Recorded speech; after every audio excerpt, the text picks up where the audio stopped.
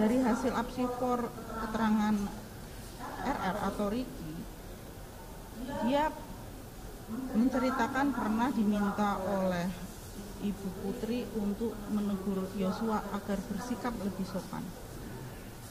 Itu maksudnya apa? Hal apa yang membuat Ibu melihat Yosua bersikap tidak sopan, dan kenapa Ricky yang diminta untuk menegur? Saya minta tolong dari Ricky karena dari Ricky itu paling senior di situ. Jadi dia bersifat mengayomi adik lainnya yang juniornya. Waktu itu saya minta tolong Dek Ricky untuk menyampaikan ke Dek Yosua agar selalu mengingatkan ke yang lainnya juga bahwa agar tidak arogan di jalan, karena pernah 2 kali Yosua itu menyenggol tukang ojek, lalu dia buka kaca, dia marah ke tukang ojek itu. Akhirnya saya yang minta maaf sama tukang ojeknya. Saya bilang sama Dek Yosua waktu itu, jangan arogan Dek, kasihan tukang ojeknya. Itu 2 kali dia begitu. Makanya saya sampaikan ke Dek Ricky waktu itu, minta tolong untuk menyampaikan untuk di jalan jangan arogan dan tetap hati-hati supaya tidak tabrakan. Dan juga waktu itu Yosua sering pernah menceritakan teman-temannya kalau misalnya teman-temannya ada yang tidak berkenan sama dia dalam arti pekerjaannya tidak dikerjakan. Saya bilang ya kalau sama teman-teman harus baik, dan saya mengingatkan ke Dek Ricky juga bahwa harus mempunyai hubungan baik antara satu dengan lainnya sesama anggota. Makanya saya minta tolong Dek Ricky sebagai senior di situ untuk mengingatkan kepada yang lainnya. Baik, saya kemudian akan menanyakan peristiwa setelah kejadian tanggal 7. Setelah kejadian tanggal 7, kemudian ada kejadian tanggal 8 yang ada penembakan Yosua. Kemudian dampak apa yang Ibu Putri rasakan atas peristiwa khususnya tanggal 7 di Magelang tersebut, baik kepada keluarga ataupun ADC atau ART di rumah?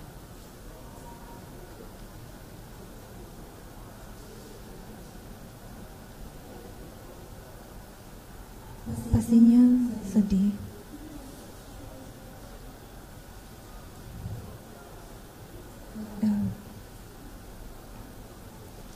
Terutama karena ada pemberitaan atau asumsi-asumsi mengenai saya dan keluarga, terutama kepada saya.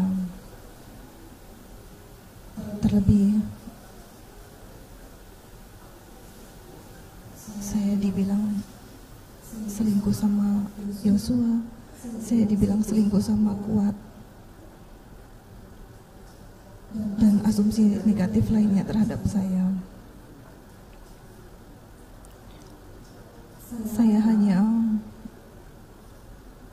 berpikir,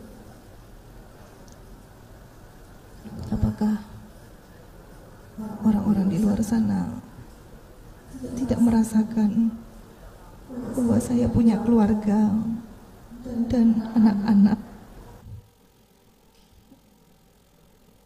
Apakah mereka di luar sana tahu bagaimana mental anak-anak saya dengan pemberitaan yang negatif terhadap kedua orang tuanya?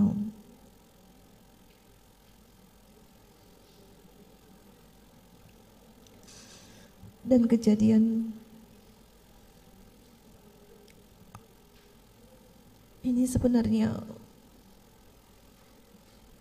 membuat saya malu.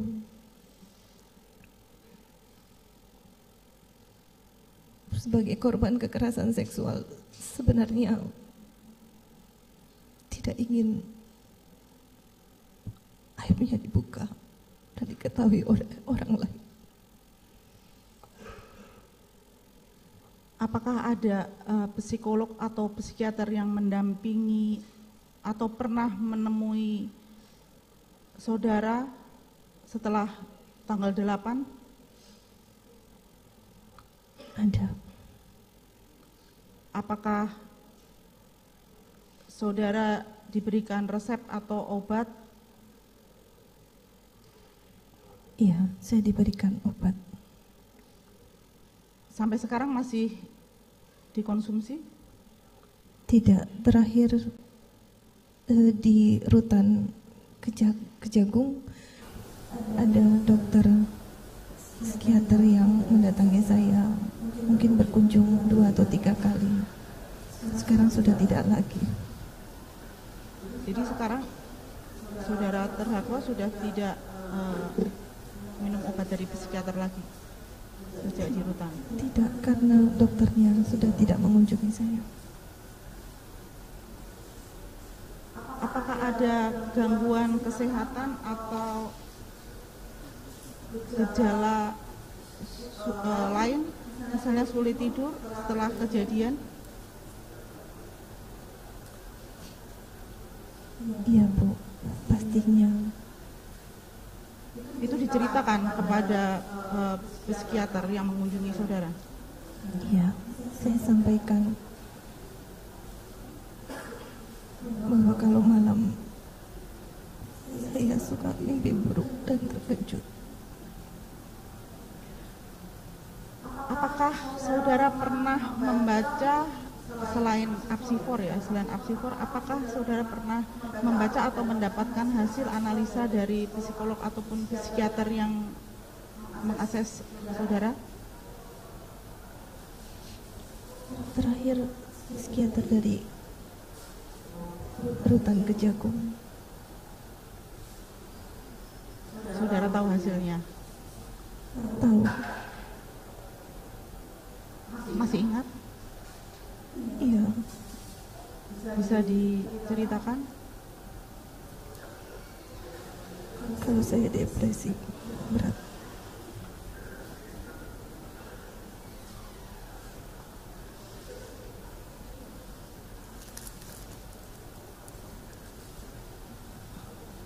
Saudara terdakwa, maaf saya harus menanyakan lagi karena ini sangat penting.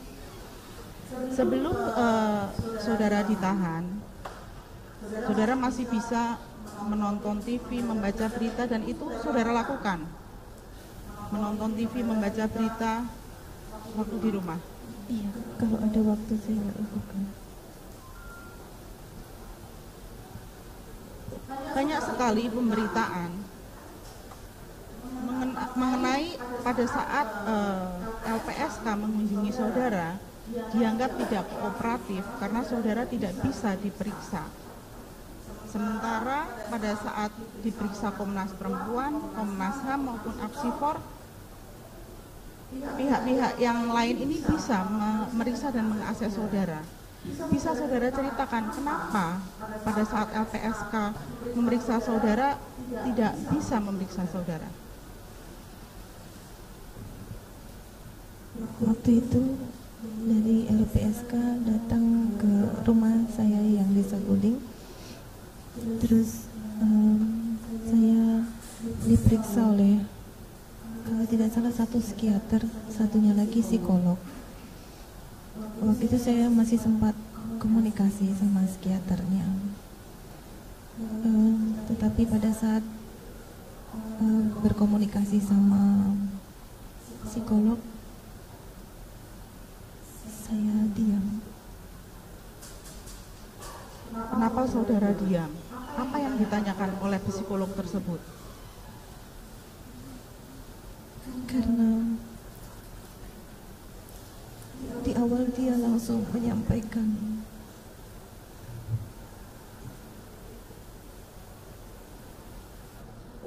silakan, kalau mau minum dulu nggak apa-apa. karena saat itu psikolognya di awal menyampaikan langsung dengan pertanyaan,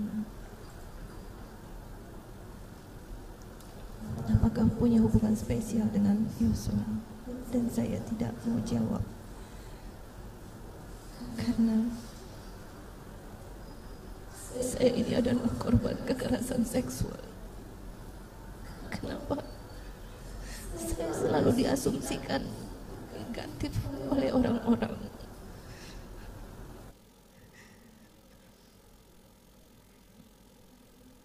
Saya hanya sedih kenapa orang-orang tidak bisa memahami bila ada di pihak saya sebagai saya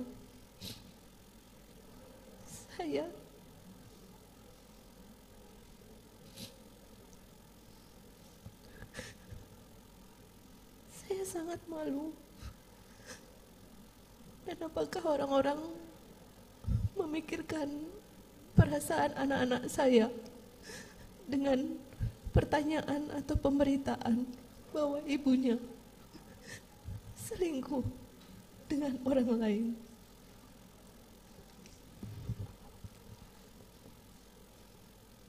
Jadi pada hari itu ketika LPSK datang mau memeriksa saudara, ketika sudah ada pertanyaan pertama itu, saudara diam dan tidak mau menjawab apapun pertanyaan selanjutnya.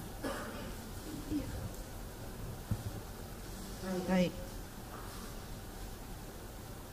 Kemudian kita beranjak di bulan Agustus selama 2 hari, tanggal 16 Agustus saudara diperiksa apsifor. Kemudian diketahui hasil apsifor itu muncul tanggal 6 September. Di tanggal 9 September saudara diperiksa oleh Puslapfor, diperiksa lie detector. Terima kasih sudah nonton. Jangan lupa like, subscribe, dan share ya.